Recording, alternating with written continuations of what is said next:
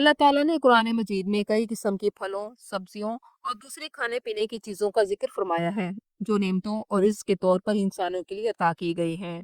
आज की जदीद साइंस आहिस्ता आहिस्ता उन तमाम ग़िज़ाओं के बेशुमार फ़वाइद दरियाफ्त कर रही है, जिनका जिक्र कुरान पाक में 1400 साल पहले हो चुका, और ये कुरान मजीद के मुअज्ज़ज़ा होने की वाज़ेह दलील है।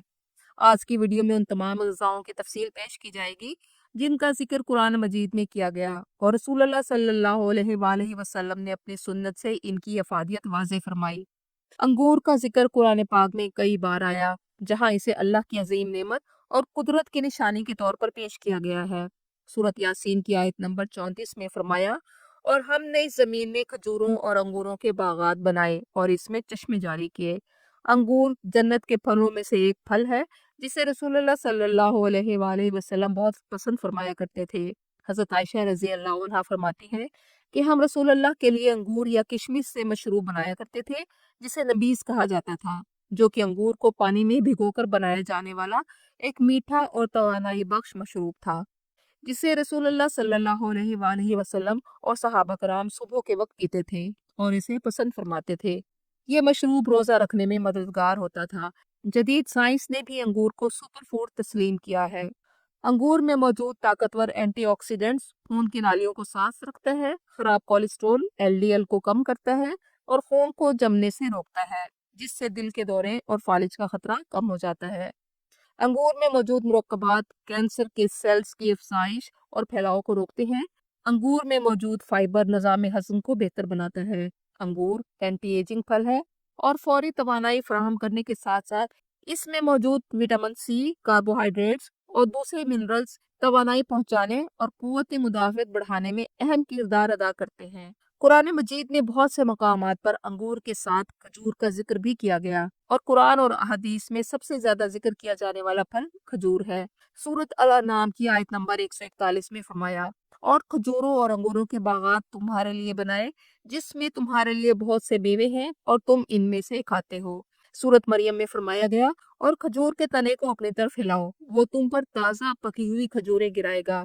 अल्लाह ताला की तरफ से हज़रत मरियम अलैहिस्सलाम को हज़रत ईसा अलैहिस्सलाम की पैदाइश के वक्त खजूर खाने की नसीहत इसकी अफादियत को जाहिर करती है, और ये तवानाई और सेहत के लिए बेहतरीन ग़िज़ा है। अजवा खजूर के बारे में सही बुखारी की रिवायत है, रसूलुल्लाह सल्लल्लाहु अलैहि वसल्लम ने फरमाया, जो शख्स रोज़ाना सुबह 7 अजवा खजूरें खा ले, उस दिन उसे न जहर नुकसान देगा और न जादू। आपने फरमाया, जब तुम में से कोई रोजा इफ्तार करे तो खजूर से करे, क्योंकि ये बरकत है। रसूलुल्लाह सल्लल्लाहु अलैहि वसल्लम हमेशा ताज़ा खजूर से इफ्तार करते। अगर वो मुयस्सर ना होती तो खुश्क खजूर से इफ्तार फरमाते, क्योंकि ये मुकम्मल और बेहतरीन ग़िज़ा है। खजूर कुदरती शक्कर से भरपूर होती है। खजूर में मौजूद हल पजीर फाइबर आंतों में सेहतमंद बैक्टीरिया की अफजाइश करते हैं और जिस्म के डाइजेस्टिव सिस्टम के लिए बेहतरीन है। खजूर में मौजूद पोटाशियम आसाबी निज़ाम की सेहत के लिए इंतहाई अहम है।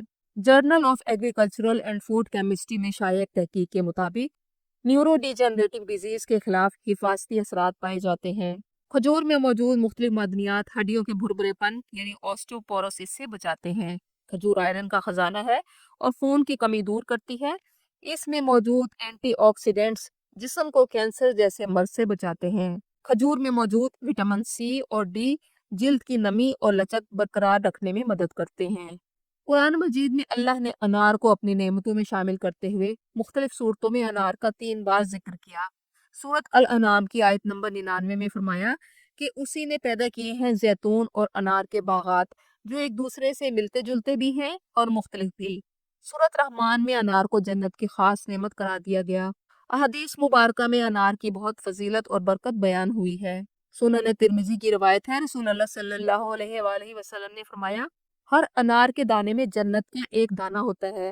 रसूलुल्लाह सल्लल्लाहु अलैहि वसल्लम अनार को इसकी झिल्ली समेत खाते थे, और अनार के दाने निकालकर पूरा अनार खाना एक सुन्नत है। साइंसी तौर पर भी ये बात साबित हो चुकी है कि अनार के छिलके में भी ताकतवर एंटीऑक्सीडेंट्स पाए जाते हैं, जो इंसानी सेल्स को नुकसान से बचाते हैं। अनार का जूस बुरे कोलेस्ट्रॉल एलडीएल को ऑक्सीडाइज होने से रोकता है और ब्लड प्रेशर को कंट्रोल करता है। अनार में मौजूद विटामिन सी इंसानी जिस्म की क़ुव्वत मुदाफ़अत को बढ़ाता है और आम इन्फेक्शन से बचाव में मदद देता है। अनार में मौजूद कंपाउंड्स जोड़ों की सोजिश और दर्द को कम करने की सलाहियत रखते हैं। कुरान मजीद में जिन दो फलों की सूरत अत्तीन में अल्लाह ने कसम खाई, उनमें से एक जैतून है। सूरत नूर में जैतून को मुबारक दरख्त कहा गया। आयत नंबर 35 में फरमाया, अल्लाह आसमानों और जमीन का नूर है। उसके नूर की मिसाल ऐसी है जैसे एक ताक जिसमें चिराग रखा हो, जिसे जैतून के मुबारक दरख्त के तेल ने रोशन कर रखा हो। रसूल अल्लाह सल्लल्लाहु अलैहि वसल्लम ने फरमाया कि जैतून का तेल खाओ और इसका तेल अपने जिस्म पर लगाओ, क्योंकि ये मुबारक दरख्त से है। और तिबरानी की रवायत के मुताबिक आप सल्लल्लाहु अलैहि वसल्लम ने फरमाया कि इसमें 70 बीमारियों का इलाज है, जिनमें से एक जुजाम भी है। जदीद मेडिकल साइंस जैतून के तेल को दिल के लिए सबसे सेहतमंद तेल तस्लीम करती है। ये तेल यादाश्त बेहतर बनाता है, बुरे कोलेस्ट्रॉल एलडीएल को कम करके अच्छे कोलेस्ट्रॉल एचडीएल को बढ़ाता है। सूरत अल वाक़िया की आयत नंबर 29 में जन्नत की नेमत केलों के गुच्छों का जिक्र किया गया। जन्नत के केले दुनिया के केलों जैसे नजर आएंगे, लेकिन इनका जायका और फवाइद दुनियावी केलों से कहीं बढ़कर होंगे। केला तवानाई का बेहतरीन जरिया है। ये पोटाशियम का खजाना है, जिससे ब्लड प्रेशर मुतवाजन रहता है और फालिज के खतरे को कम से कम करता है। केले में मौजूद अमीनो एसिड खुशी के हार्मोन्स को बढ़ाता है और डिप्रेशन कम करता है। कम कैलोरीज की वजह से वेट लॉस में मददगार है और दूध हजम होने की वजह से बच्चे बूढ़ों के लिए बेहतरीन है। कुरान हकीम में चंद दालों और सब्जियों का भी जिक्र किया गया है। सूरत अल बकरा में इनका जिक्र बनी इसराइल के वाक़े में बयान किया गया, जो मनो सलवा खाने के बाद मिस्र की आम ग़िज़ा खीरा, ककड़ी, लहसुन, प्याज, गंदुम और मसूर की दाल की फरमाइश करने लगे।